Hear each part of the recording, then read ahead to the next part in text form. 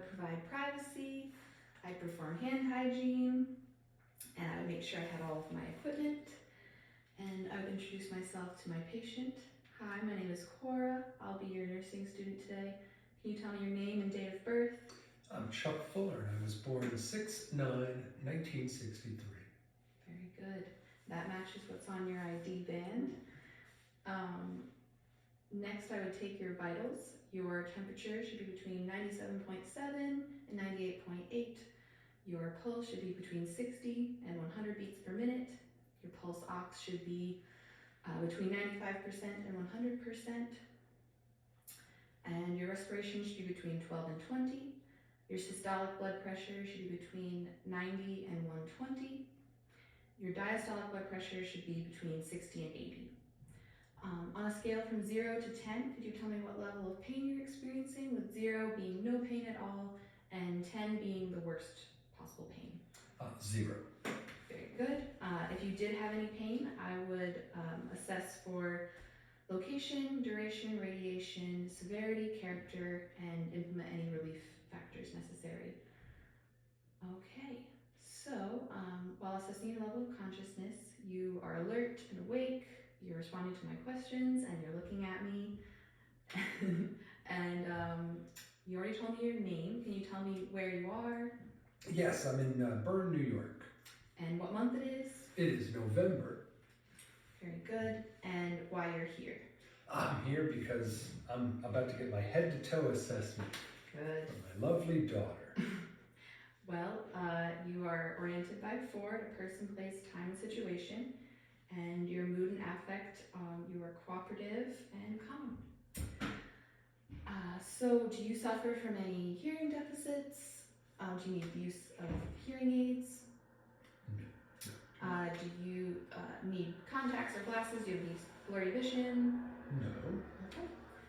Next, I'm just going to look up your ears one at a time. Very good. So, next, if you could just open your mouth for me. Good.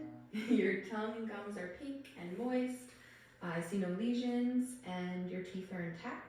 Could you just say ah for me? Oh. I'm checking your cranial nerve 9, your glossopharyngeal nerve. I'm making sure your palate rises and falls normally, which it does. I would then use a tongue depressor to check your cranial nerve 10, your vagus nerve, to check your gag reflex. So next I'll be checking cranial nerves 3, 4, and 6, your ocular motor, trochlear, and abducens. So first I would be just checking to make sure that both pupils respond to light normally. They're both equal and round. Very good. Okay, so you can just follow the end of my pen.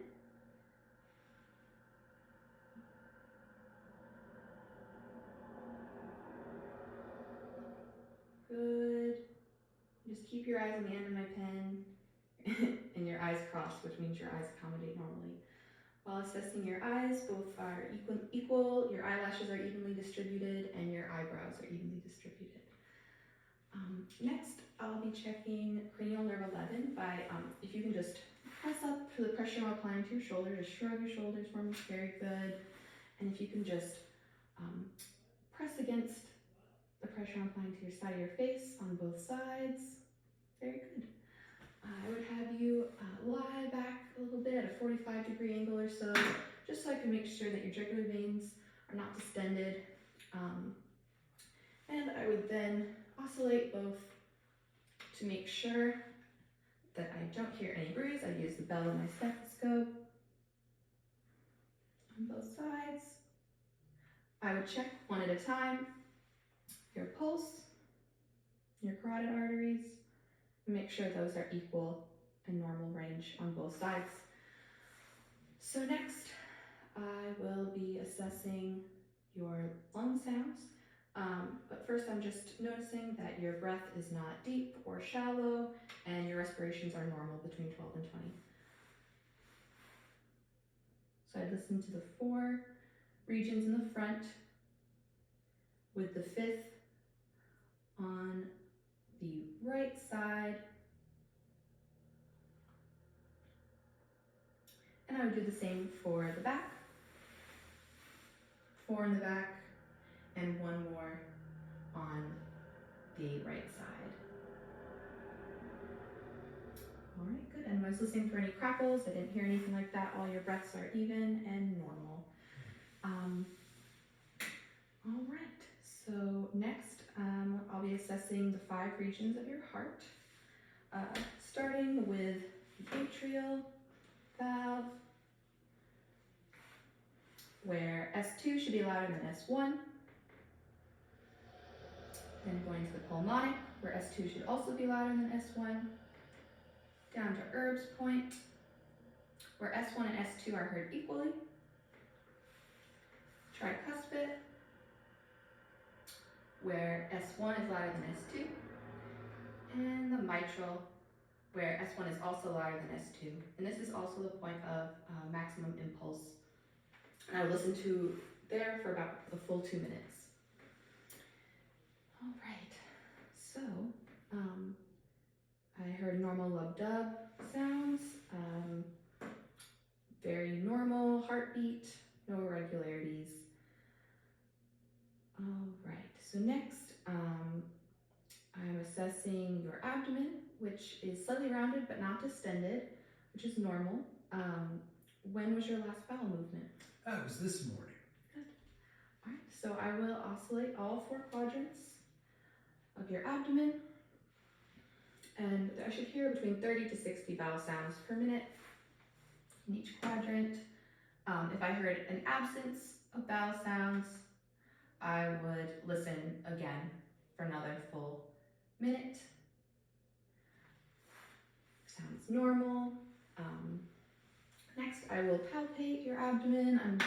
Do you feel any tenderness anywhere? Anything causing No. pain?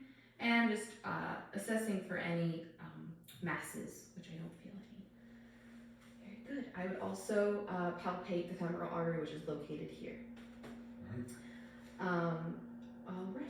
So next, I would check the capillary refill on all your fingernails, making sure that it's less than 2 seconds. Noticing if you have any cyanosis or clubbing, which you do not. Very good. Right, so if you can just bend your arms at the elbow. Very good. Bend your wrists and rotate your wrists. Very good. I'm just going to check your radial pulse on both hands, both wrists. And it is normal bilaterally. And can you feel my hands on your wrists? Yes. Very good. You can just grab my 2 fingers, squeeze. Perfect. Equal on both sides. All right. So next, I'll just be checking your legs. If you can just press up against the pressure I'm applying to your knees. Very good. You can just stand up for me. And just put your right leg forward and back to center. And your left leg forward and back to center. Good. And just bend your right knee or your left knee, whichever. Okay. Rotate your ankle and same on the other side. Very good. All right, you can sit back down. I would check the capillary refill on each of your toes, making sure that it was less than 2 seconds and that you don't have any clubbing or cyanosis. I would also check the posterior tibial pulse on the back of your ankles and make sure that's equal on both sides. I'd also check your pedal pulses on the tops of your toes, on the top of your feet, near your big toes. And those are both normal too. All right. Throughout my assessment, I have been assessing for any invasive lines or IVs, any lesions or drains. And I've been assessing your skin for color, temperature, edema, and moisture. And I would complete a Braden scale assessment. 23 is the highest. Anything less than 18 would mean you are at high risk for pressure ulcers. Thank you. Very good. Ah,